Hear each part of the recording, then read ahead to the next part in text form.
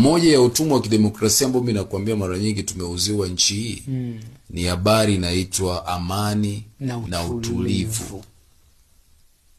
Watanzania, mimi nazungumza kama mlimwengu ninayeelewa ninachozungumza. Tunapozungumza maneno au tunapounda maneno, sasa hapa tunakuja kwenye sayansi ya lugha. Okay. Ndio. Tunapozungumza maneno, maana yake ni kwamba kuna sura ya maneno tunataka uione na kuna maana ya maneno hayo tunayomaanisha. Shumelipata? Yes, ndio maana kwenye political psychology wanasiasa wanafundishwa shape shifting. Mwanasiasa siku zote anapambana kukuonesha sura unaotaka kuiona wewe. Lakini sura yake halisi ya kuoneshi ni public. Utaifahamu in person. Shumelipata? Yes. Kwa hiyo kwa muda mrefu sana nimesikia toka na kuwa Tanzania tunaambiwa, tunauziwa idea kwamba sisi ni nchi ya amani na utulivu. Hayo ni maneno tunayooneshwa nje.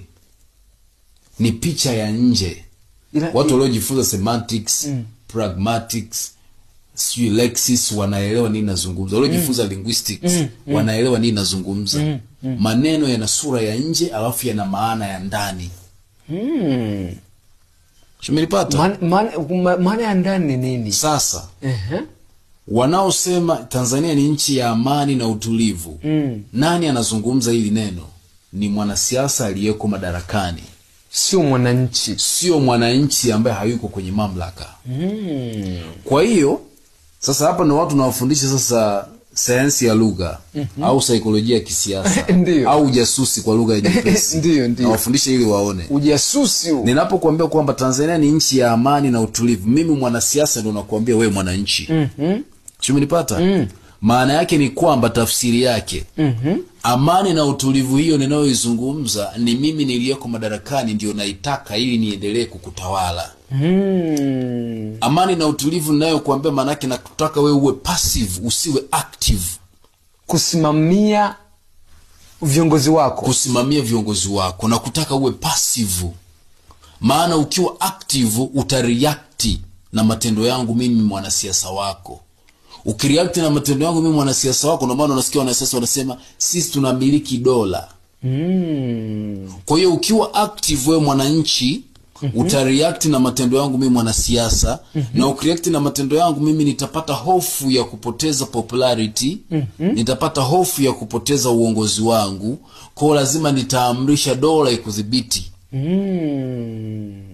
Sasa ili tusifike hapo lazima nikutangazie amani na utulivu, yani endelea kuwa passive. Mimi nifanye mambo yangu. Huko nikikuahidi barabara kwa miaka 67 ya uhuru. Shumenipata? Kwa hiyo ukiangalia kwa jicho la mtu mwenye upeo wa chini wa kawaida utaona kwamba ni kweli nchi yetu ina amani na utulivu. Lakini anayezungumza amani na utulivu ni nani? Sio wewe mwananchi, ni mwanasiasa ndiye anakuuzia hiyo product ya amani na utulivu. Ili usiwajibike, ili usireact na matendo yake ambayo ni duni. Uendelee kuwa passive. Nchi yetu ni ya amani na utulivu. Hatutaki vita sisi. Kwa mnufaika ni mwanasiasa aliyeko madarakani, sio mwananchi. Kwa mnufaika wa amani na utulivu ni mwanasiasa, kwa sababu wewe ukiwa kwenye hilo ombwe la hofu ya amani na utulivu, kwamba jamani wakati wa uchaguzi, tunapoelekea uchaguzi tunasisitiza amani na utulivu, tuendelee kuzingatia amani na utulivu, maana yake wananchi msio active. Mkiwa active, yani mkiwa timamu, mtaona uongo wetu, mtaona janja zetu, na sisi hatutakubali muone, tutawadhibiti ili msione. Wanaweza wakaona, lakini wakitaka take action, kuna dola.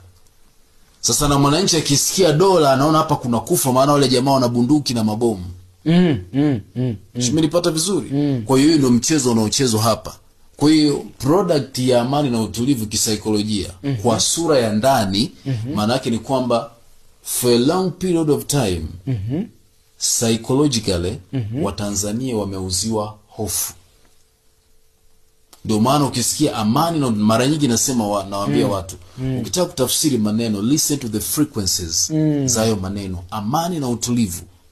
Na kwa nini narudiwa? Psychologically ukitaka kuindoctrinate watu lazima ufanye repetition.